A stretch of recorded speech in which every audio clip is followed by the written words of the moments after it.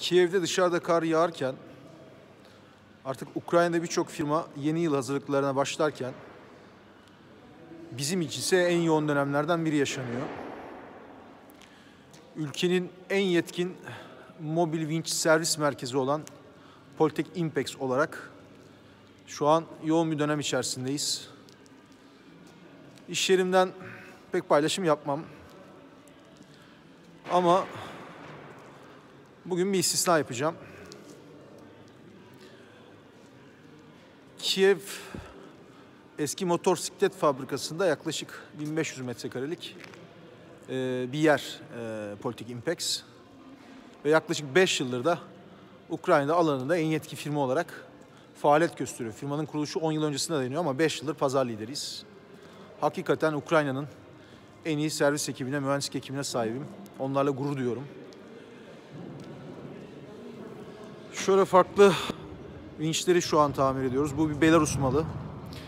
Masheka Minski Avtomobil Zavod eski Sovyet coğrafyasındaki en büyük vinç fabrikasıdır. Şurada silindir düzeltme ünitemizi görüyorsunuz. Bunlar meslek sırrı değil. Rekabetten de korkmuyoruz. İşte tornalar, frezeler, planyalar. Şurada bir başka vinç. Yine artık faaliyette olmayan Drogoviç vinç fabrikasından, Lviv'deydi. Maalesef kriz sonrası kapandı. Yine bir Belarus malı vinç görüyoruz. İleride üretim bir vinç var. Şurada esas ürünlerimizden olan baktığımız Terex'i görüyoruz. Farklı ülkelerin farklı modellerini yapabilecek yetkinlikteyiz. Dışarıda da şu an atölyenin dışında da çok sayıda vinç bizi bekliyor. Onları tamir etmemizi ve tekrar bu zor hava koşullarında ihtiyaç duydukları bölgelerde imar, inşaat faaliyetlerine katılmayı bekliyorlar. Tabii mobil vinçler değişik teknikler. Burada en fazla 40 tonluk vinç var ama 1000-1500 tonlara kadar ulaşan devasa mobil vinçler var.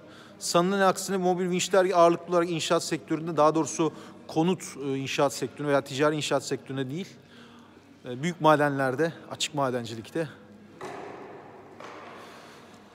altyapı yatırımlarında ve ağır sanayinde kullanılıyorlar. Dolayısıyla inşaat sektörünün hızıyla her zaman doğru orantılı olmuyor bizim işlerimiz.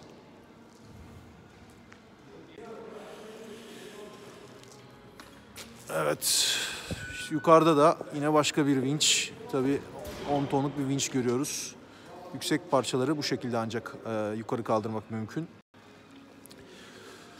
Firma olarak çok farklı işlere imza attık. Ukrayna'da en basit, en çok sevilen işlerden biri olan yeni yıl Noel ağacının merkeze dikilmesini de, Lenin heykelinin, en büyük Lenin heykelinin Zaporojye'de kaldırılma işini de, köprü inşaatlarını da hep bu mobil vinçler yapıyorlar. Ve biz bu mobil vinçlerin onlar yapılırken hep arkalarındaydık, mutfağındaydık. Onların bunları yapmasını sağlayan firma olduk.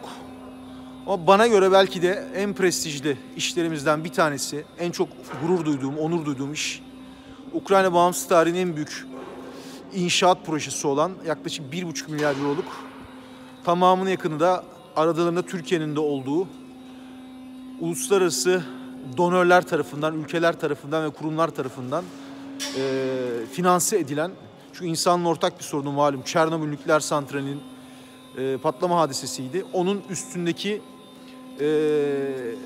reaktörün üstünün kapatılma işiydi. Kapatılma işindeki görev alan mobil vinç ve manlift operatörleri, ki yaklaşık 16 ayrı ülkeden 300'ün üzerinde insan demek. Bunları bizzat ben ve ekibim eğittik. Ben demeyeyim, organizasyonu yaptım ama onları eğitecek teknik bilgiye sahip değilim tabii ki ekibim gibi. Ama bizim ekibimiz, bu firma o eğitim işini gerçekleştirdi ve sahada gerçekleştirdi. Yani patlayan santralin, o sızmanın hala devam etmesinden endişe edilen, onun için üstü kapatılan, 86 yılından sonra üstü kapatılmış olan santralin yeni kapatılma işini yapıldığı bizler gerçekleştirdik. Dolayısıyla hiç unutmayacağım, özellikle 2011 ve 12'deki anılarımdandır. Evet, ofislerimiz gördüğünüz gibi konteyner ofisler. Ofisleri değil, bizim çalışmalarımız da burası. Ben hepinize soğuk, karlı bir Kiev gününden iyi hafta sonları diliyorum. İnşallah daha sıcak, daha keyifli. Buradan keyif almıyor değilim, yanlış anlamayın, ama daha farklı ortamlardan yine görüşmek üzere.